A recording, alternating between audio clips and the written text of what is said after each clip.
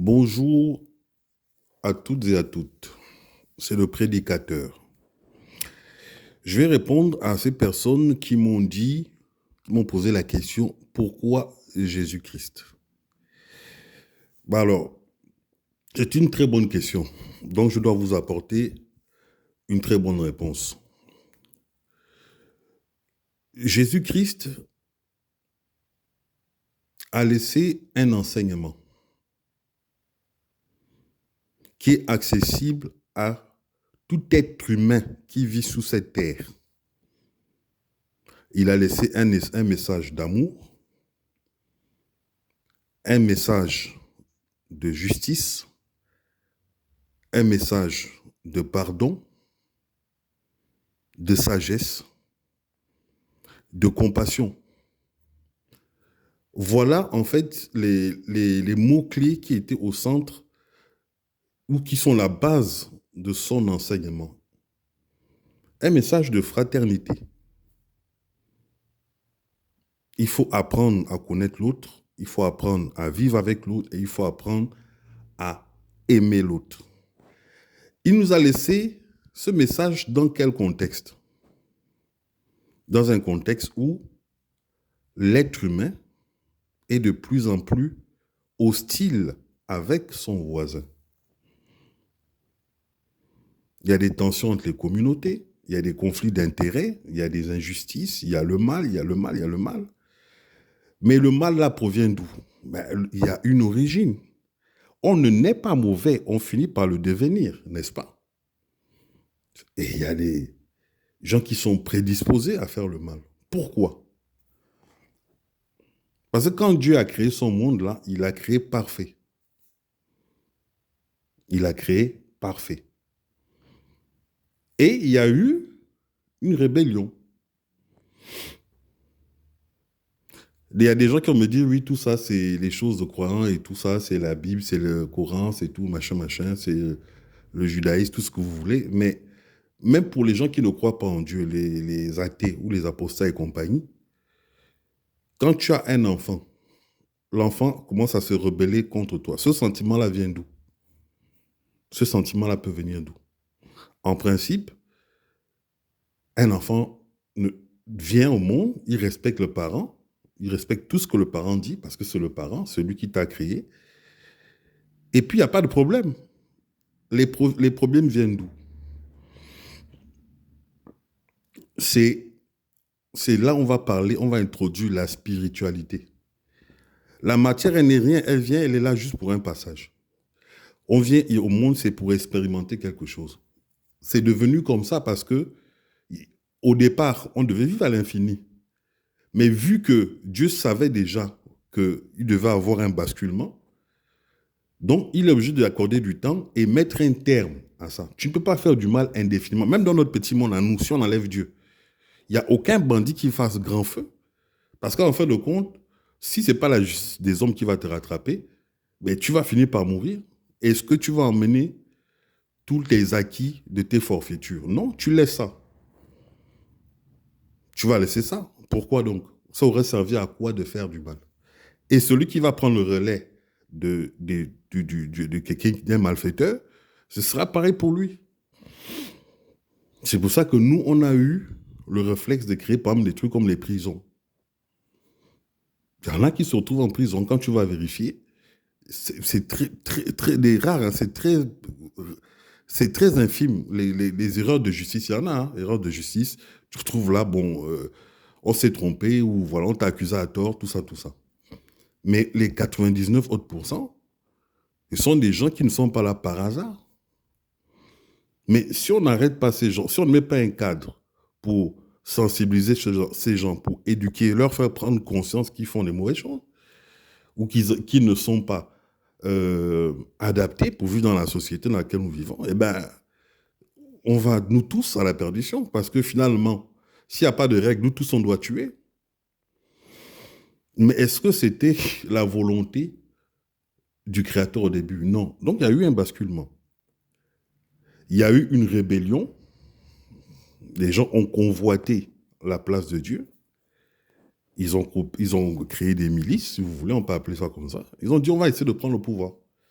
Mais comme un voleur ne vient jamais de face, il attend la nuit ou, tu vois, quand les gens ne sont pas là. En tout cas, c'est ce qu'ils pensent. Ils vont utiliser des stratégies. Vous comprenez?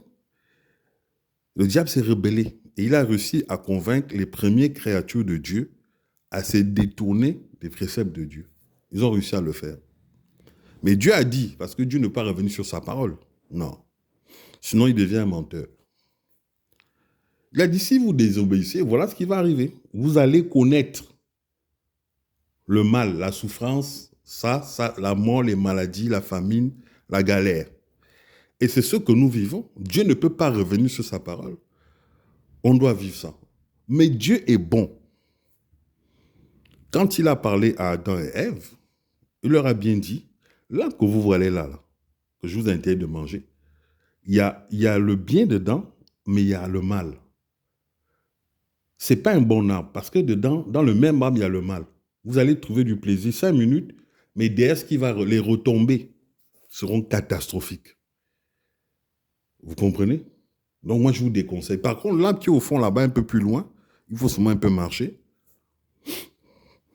Là-bas, c'est l'arbre de vie. Vous consommez de cet arbre-là, les fruits de cet arbre, et vous verrez. Mais comme l'arbre était loin là-bas, là, ils ont la flemme. Comme on aime la facilité, et avec l'aide du tentateur, les gens désobéissent. Résultat des courses, on en est là.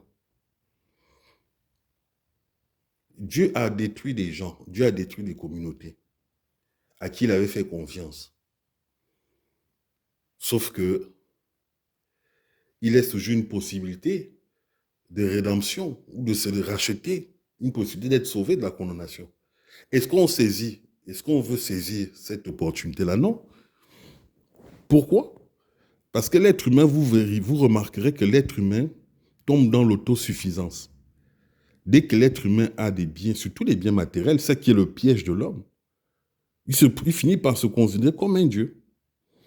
Abraham, qu'on dit qu'il est le père de la foi, le père de la croyance ou le père des religions, eh bien, Dieu leur a fait des promesses avec ses enfants, dont Ismaël et Isaac. Dieu a fait des alliances avec la mère d'Isaac, Sarah, et la mère d'Ismaël, Agar. Il leur a fait des promesses, il a fait des alliances avec eux. Mais en bout de course, qu'est-ce qui s'est passé? Les gens ont désobéi. Les gens sont allés adorer le veau d'or, le fameux veau d'or. Donc, dans ces conditions, qu'est-ce qu'on fait? On arrête. Puisque ce n'est pas le projet, il faut arrêter. Dieu ne peut pas revenir sur sa parole. Pareil pour la descendance d'Ismaël, les Ismaélites, parce que l'autre c'était les Israélites et l'autre c'est les Ismaélites. Pareil, ils vont adorer, embrasser des traditions. Parce que je tiens à rappeler que Ismaël, là, lui, il est à l'origine des Arabes. D'accord? Et c'est Ismaël qui a construit la Kaaba, où on va faire le culte, où les musulmans vont faire le culte. D'accord? Mais, entre-temps, Dieu ouvre une petite fenêtre entre les deux trajectoires là. Dieu ouvre une petite fenêtre en la personne de Jésus-Christ. Jésus-Christ s'est porté volontaire pour venir sur terre, subir ce que les hommes subissent. Passer le test et réussir. Il a réussi le test. C'est pour ça que Dieu dit que celui qui ne passe pas par Jésus-Christ n'aura pas accès à lui. Parce que c'est le seul qui a réussi la mission, qui n'a pas péché. Pendant 40 jours et 40 nuits dans le désert, il faut construire que c'est un symbole. L'image qu'on a du désert, c'est une terre aride où rien ne pousse, où c'est dur, c'est compliqué. Quand on en est l'épreuve, on est faible. On est vulnérable. Et c'est là où l'ennemi vient facilement nous convaincre des choses. Il a essayé avec Jésus. Jésus a réussi la mission. 10 sur 10, 20 sur 20. Aucune faille, aucune erreur. En s'appuyant sur, justement, la parole de Dieu.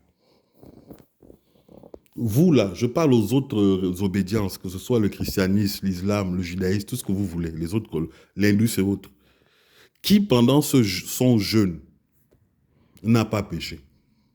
Lequel d'entre vous?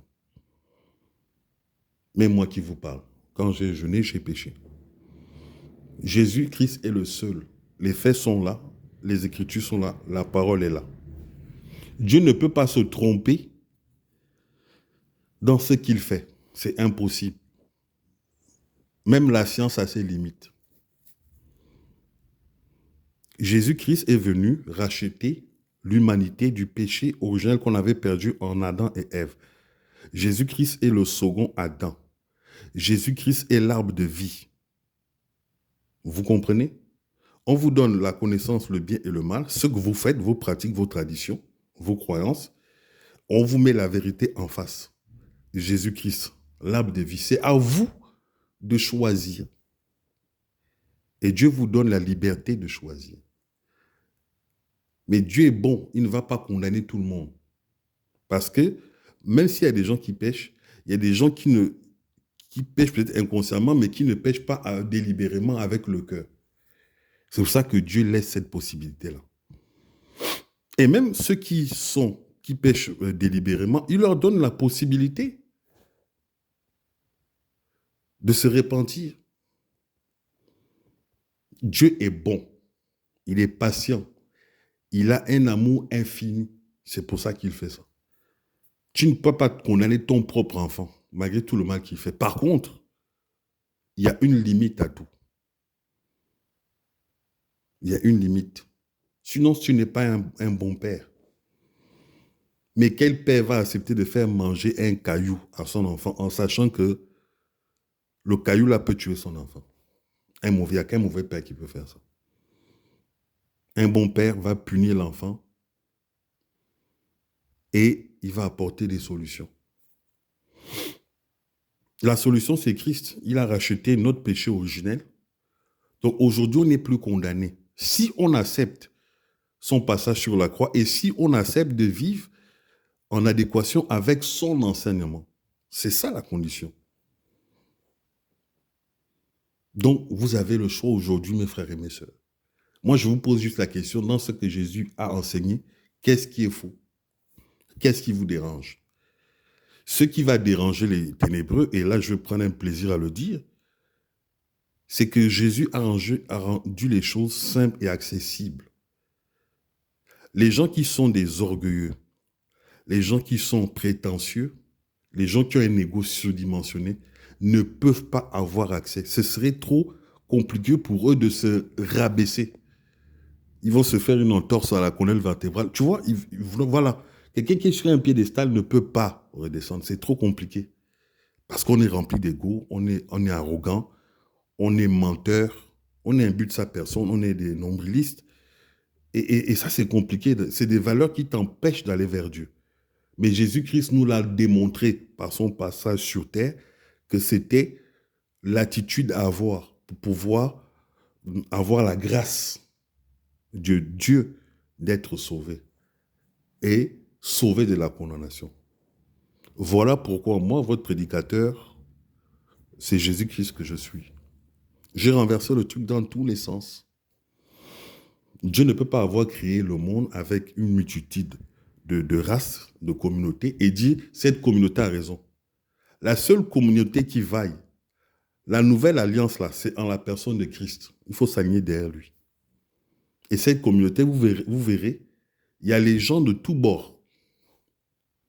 Chinois, noirs, scandinaves, tout ce que vous voulez. Arabes, tout le monde. Il y a tout le monde dedans.